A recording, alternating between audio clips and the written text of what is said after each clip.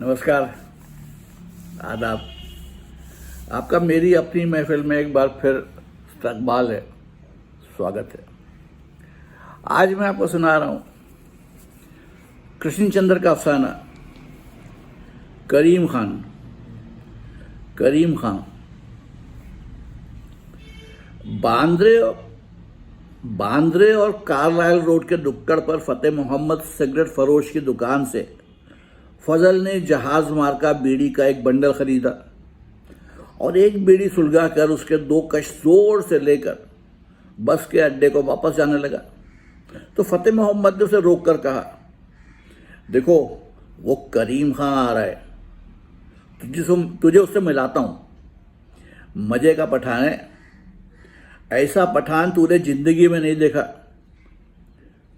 फजल ने जोर का एक कश लेकर आने वाले की तरफ गौर से देखा, फिर बोला, हाँ आजकल इसे हर रोज इधर घूमते हुए देखता हूं। क्या करता है ये? ड्राई फ्रूट का थोक धंधा करता है। फतेह मोहम्मद ने फजल को बताया।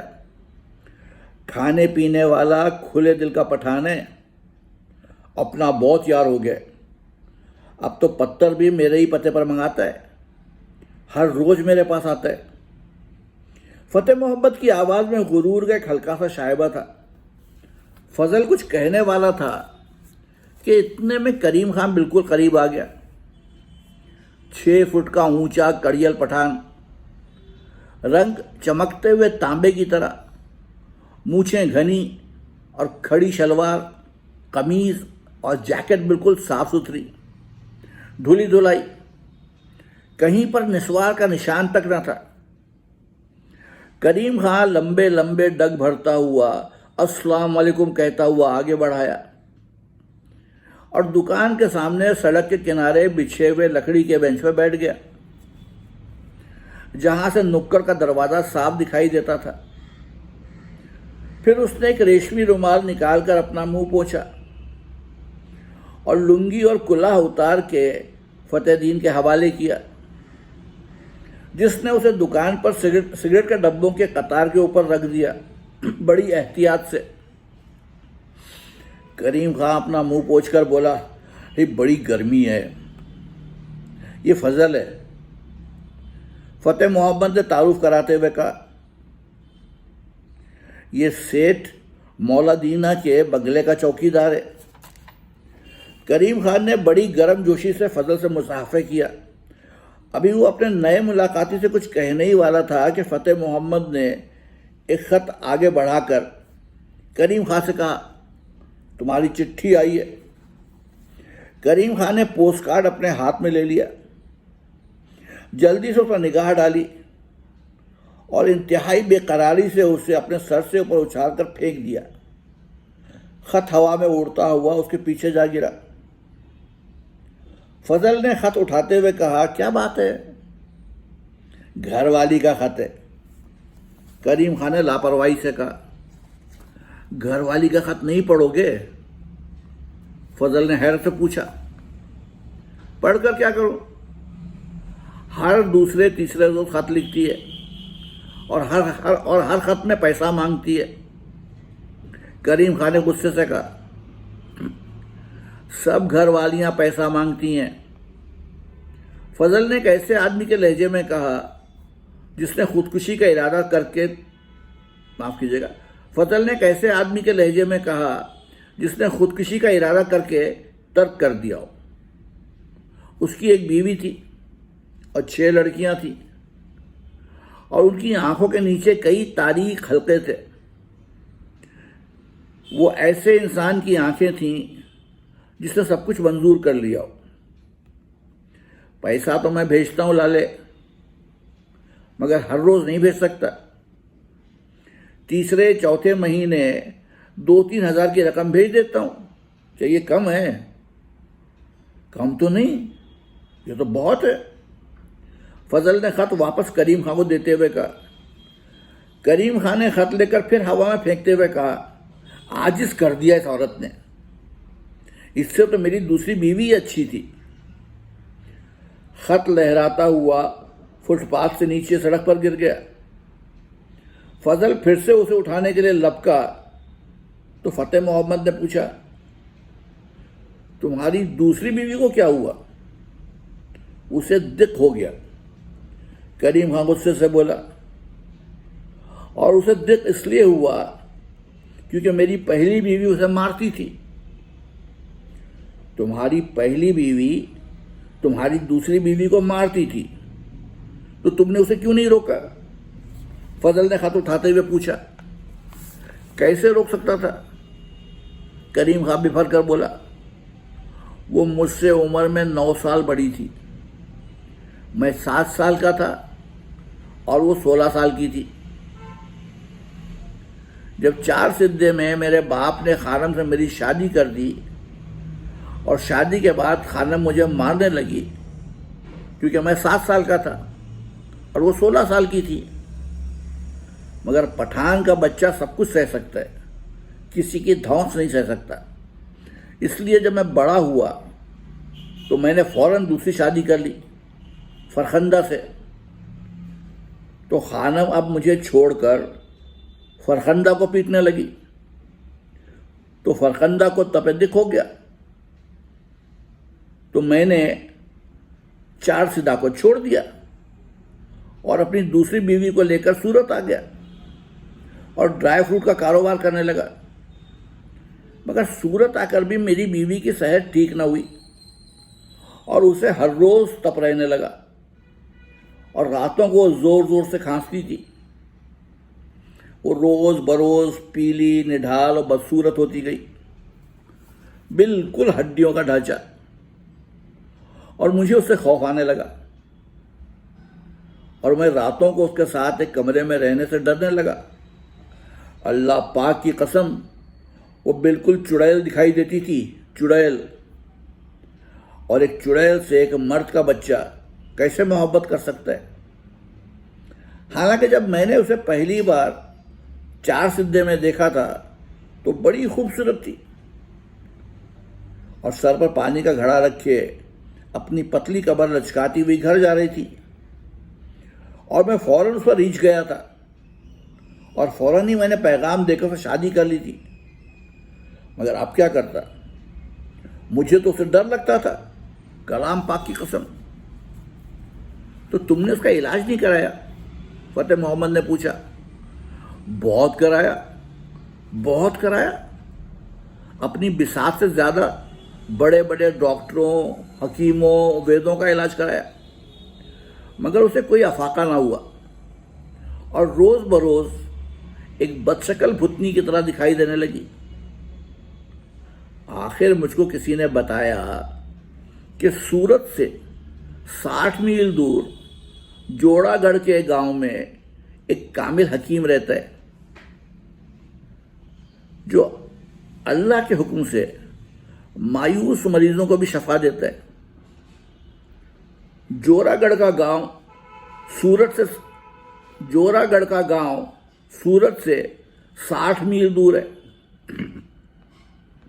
وہاں پر کوئی موٹر نہیں جاتی، ریل نہیں جاتی، مگر میں اللہ کا نام لے کر پیدل چل پڑا اور چلتے چلتے فرخندہ سے کہہ دیا کہ اب کے ایسے حکیم کی دوا لاؤں گا جس سے تو بالکل ٹھیک ہو جائے گی۔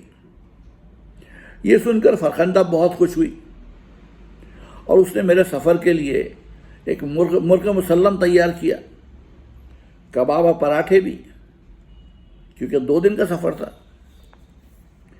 2 دن کے بعد جب شام کے ٹائم میں حکیم صاحب کے گھر پہنچا تو وہ مغرب کی نماز سے فارغ ہو کر اپنے گھر کے آنگن میں ایک چوکی پر بیٹھے تھے۔ میں نے جاتے ہی ان کے پاؤں پکڑ لیا اور خدا اور رسول اور بڑے پیر کا واسطہ دے کر ان سے فرخندہ کے علاج کے لیے دوا دارو دینے کو کہا۔ حکیم صاحب مان گئے اور مجھ سے فرخندہ کی بیماری پوچھنے لگے۔ پوچھ تاچھ کے بعد وہ دیر تک کچھ سوچتے رہے، پھر انہوں نے اندر سے کاغذ و قلم منگایا اور پھر وہ نسخہ لکھنے لگے۔ جب وہ نسخہ لکھ رہے تھے تو میں ان کے گھر کے آنگن میں ادھر ادھر دیکھ رہا تھا۔ اتنے میں ایک لڑکی آئی اور دیوار سے لگی لوکی معاف کیجیے گا اور دیوار سے لگی لوکی کی معاف کیجیے گا اور دیوار سے لگی لوکی کی بیل سے لوکیاں توڑنے لگی. وہ مجھے اچھی لگی، گوری گوری باہوں والی، چھریری چھمک سی لڑکی. مجھے لوکیاں توڑتے ہوئے بہت اچھی لگی. تو میں نے حکیم صاحب سے پوچھا یہ لڑکی کون ہے؟ تو وہ بولے میری لڑکی ہے. تو میں بولا حکیم صاحب نسخہ مت لکھیے، اس لڑکی سے میرا نکاح کر دیجئے، آپ کو خدا رسول اور بڑے پیر کا واسطہ. میں اپنی دوسری بیوی سے بہت تنگ آ چکا ہوں، اس کی شکل سے مجھے ڈر لگتا ہے. حکیم صاحب پہلے تو بہت چونکے، گھبرائے. پھر جب انہوں نے اپنا عطا پتہ، حسب و نسب، خاندان، آمدنی سب دریافت کر کے اچھی طرح سے اپنا اطمینان کر لیا تو میرا نکاح اپنی لڑکی سے کر دیا. نکاح کے بعد میں 5 دن جورا گڑھ کے گاؤں میں رہا اور پھر واپس سورت آ گیا. گھر آنے پر فرخندہ نے مجھ سے پوچھا میرے لیے دوا لائے؟ میں نے کہا دوا تو نہیں لایا ہوں، البتہ شادی کر کے آیا ہوں. اس پر وہ غریب بہت روئی پیٹی، مگر آخر کو اس نے بھی صبر کر لیا. بولی تم نے اچھا کیا جو نکاح کر لیا، میں اب تمہارے کسی لائق نہیں رہی، اور اب تو میں چند روز کی مہمان ہوں، آج مر جاؤں کل مر جاؤں، زندگی کا کیا بھروسہ. تم نے اچھا کیا جو نکاح کر لیا، مگر وہ ساتھ کیوں نہیں لائے؟ میں نے گرج کر کہا فرخندہ تمہارے جیتے جی میں اس کو اس گھر میں لاؤں گا؟ ایسا کمینہ نہیں ہوں میں. جب تک فرخندہ اس گھر میں ہے کوئی دوسری عورت یہاں نہیں آئے گی. وہ لالے کہنے کو تو میں نے کہہ دیا، اور اس فرخندہ کا سوکھا سانولا قابل رحم چہرہ دیکھ کر یہی کہنے کو میرا جی چاہا تھا. اور اس وقت جب میں نے یہ لفظ کہے، قرآن پاک کی قسم میرے دل میں اس وقت کوئی بے ایمانی نہ تھی. میں تو یہی چاہتا تھا کہ میں مرجان کو، اپنی تیسری بیوی کو، اس وقت تک اپنے گھر میں نہ لاؤں جب تک بیچاری فرخندہ زندہ ہے. مگر ہوا یہ کہ اس واقعے کے بعد 1 ماہ گزر گیا مگر فرخندہ مری نہیں. وہ لالے وہ تو اس واقعے کے بعد 2 سال زندہ رہی. ادھر میں یہ سمجھتا تھا کہ 2-3 مہینے میں یہ ختم ہو جائے گی، اور سب لوگ حکیم مجھ کو ایسے ہی بولتے تھے، اور خود اس نے بھی مجھ سے یہی کہا تھا. دن گزرتے گئے اور وہ نہیں مری تو ادھر حکیم صاحب کے گھر سے خط پر خط آنے لگے، حکیم صاحب کے بھی اور ان کی بیٹی مرجان کے بھی، کہ جورا گڑھ آ کے مجھ کو لے جاؤ. خدا کی قسم میں سخت شرمندہ ہوا. میری سمجھ میں نہیں آتا تھا میں کیا کروں. ادھر فرخندہ کو زبان دے چکا تھا، ادھر مرجان کے تقاضے پر تقاضے چلے آ رہے تھے. ناچار میں نے ہر مہینے مرجان کو 200 روپے بھیجنا شروع کر دیے تاکہ اس کا منہ بند کر سکوں. 200 روپے ہر مہینے بھیجتے تھے. فضل چوکیدار نے حیرت سے پوچھا ہاں لالے 200 کیا 300 400 بھی بھیج سکتا تھا. ڈرائی فروٹ کا کام تو بہت اچھا ہے، اور یہاں بمبئی میں تو سورت سے بھی اچھا ہے. خدا کے فضل و کرم سے کریم خان نے اقرار کیا. پھر کیا ہوا؟ فتح محمد نے پوچھا. پورے 15 مہینے میں مرجان کو 200 روپیہ مہینہ بھیجتا رہا. پھر بیچ میں 2 مہینے نہیں بھیج سکا، مگر مرجان کے منہ کو تو چاٹ لگ چکی تھی. اس نے 1 مہینہ انتظار کیا. دوسرے مہینے جورا گڑھ چھوڑ کر سورت میرے گھر آ دھمکی. اب وہ خود آ گئی تو میں کیا کرتا؟ کیسے اسے گھر پر نہیں رکھتا؟ اور ابھی فرخندہ مری نہیں تھی. قسم پاک پروردگار کی میں بہت شرمندہ ہوا، مگر فرخندہ نے مجھے ڈھارس دی، مجھے بہت سمجھایا بجھایا. بولی مرجان تیری بیوی ہے، اسے اپنے پاس رکھ، میں تم دونوں کے رہنے کے لیے ایک کمرہ ٹھیک کیے دیتی ہوں. میرے ساتھ رہنا اب تیرا کسی طرح مناسب نہیں ہے. چند لمحوں کی مہمان ہوں، آج مر جاؤں گے کل مر جاؤں. اور اس واقعے کے پورے 5 مہینے بعد وہ بیچاری چل بسی. زندہ رہنے کو شاید ابھی اور زندہ رہتی. سارے گھر پر اس نے قبضہ جما لیا تھا.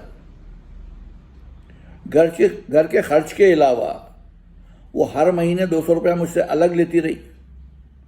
بولی یہ تو میرا پاکٹ منی ہے، میں کیسے چلا آ رہا ہے، یہ تو میں ہر ماہ لوں گی. اور میں یہ سوچ کر دیتا رہا کہ فرخندہ مرے گی تو میں مرجان کا جیب خرچ بند کر دوں گا. مگر فرخندہ کے مرنے کے بعد بھی مرجان برابر مجھ سے پاکٹ منی وصول کرتی رہی. پاک پروردگار کی قسم بڑی لالچی اور ذلیل عورت ہے. اور اس وقت لوکیاں توڑتے وقت تو مجھے بہت اچھی معلوم ہوئی تھی. اب مجھے کیا معلوم تھا کہ شادی کے بعد ایسی نکلے گی. اپنی بھی کیا قسمت ہے فتح محمد. 3 بار شادی کی مگر تینوں بار شادی کا سکھ نہیں ملا. ورنہ کریم خان کے پاس کیا نہیں ہے؟ گھر ہے، صحت ہے، روزگار ہے، دولت ہے. اس دنیا میں جو جس کو چاہیے وہ سب ہے، مگر خدمت کرنے والی بیوی نہیں ہے. اب تو میں اس کو چھوڑ کے سورت سے بمبئی چلا آیا ہوں، اور خدا کے فضل سے میرا کاروبار یہاں سورت سے بھی اچھا ہے، مگر گھر کا سکھ نہیں ہے تو سب کچھ بے فائدہ ہے لالے. فضل جو اس قصے کے دوران کریم خان کے خط کو سڑک سے اٹھا کر اپنے ہاتھوں میں لے کر اسے اپنی انگلیوں میں نچا رہا تھا، اب آگے بڑھا اور اس خط کو پھر کریم خان کو پیش کرتے ہوئے کہا، یہ لو سنبھالو اپنا خط. کریم خان نے بڑی بے قراری سے خط کو ہوا میں اچھال دیا اور بولا، لعنت بھیجو اس خط پر، لعنت بھیجو اس خط پر یار. پیسہ پیسہ پیسہ، پیسے کے سوا اس عورت کو کچھ نہیں سوچتا. بندہ پیسہ بھی خرچ کرے پھر بھی اسے خوشی نہ ملے تو ایسی عورت کے ساتھ رہنے کو جی نہیں چاہتا. ہٹاؤ. خط ہوا میں اچھل کر ایک لڑکی کی اوڑھنی میں اٹک گیا جو بڑی تیزی سے سڑک پر سے گزر رہی تھی. اس کے ایک ہاتھ میں مٹی کے تیل کی بوتل تھی، دوسرے ہاتھ میں سبزی ترکاری سے بھرا ہوا تھیلا تھا. لڑکی خط کے اٹک جانے سے ٹھٹک گئی. پھر اس نے چونک کر کریم خان اور فضل کی طرف دیکھا اور شرم سے اس کا چہرہ لال ہو گیا. اس نے جلدی سے گردن کو خمیدہ کر کے اور کندھے اچکا کر اوڑھنی سے گرا دیا. پھر وحشی ہرنی کی طرح چوکڑیاں بھرتی ہوئی وہاں سے بھاگ گئی. خط زمین پر پڑا تھا. کریم خان نے بینچ سے اٹھ کر خط کو زمین سے اٹھا لیا، مگر اس نے خط پڑھا نہیں. چند لمحوں تک غائب ہوتی ہوئی لڑکی کی طرف دیکھتا رہا، اور جب وہ نکڑ پر غائب ہو گئی تو وہ مڑ کر فتح محمد سے پوچھنے لگا، لالے یہ کس کی لڑکی ہے؟ میں اس کو ہر روز ادھر سے گزرتے ہوئے دیکھتا ہوں. فضل چوکیدار نے سر جھکا کے آہستہ سے کہا، یہ میری لڑکی ہے. کریم خان نے فوراً اس کے گھٹنوں کو پکڑ کر کہا، کریم خان نے فوراً اس کے گھٹنوں کو پکڑ کر معاف کیجیے گا کریم خان نے فوراً اس کے گھٹنوں کو پکڑ کر کہا، پاک پروردگار کی قسم بس ایسی ہی لڑکی میں اپنے لیے چاہتا تھا. بالکل ایسی، بالکل یہی۔ فتح محمد لالے، اگر تجھ کو میری زندگی عزیز ہے تو اپنے دوست کو بول دے کہ اپنی لڑکی کا نکاح مجھ سے کر دے۔ کیا نام ہے اس کا؟ تو یہ تھا افسانہ کریم خان۔ پھر آؤں گا، تب تک کے لیے اجازت، آداب۔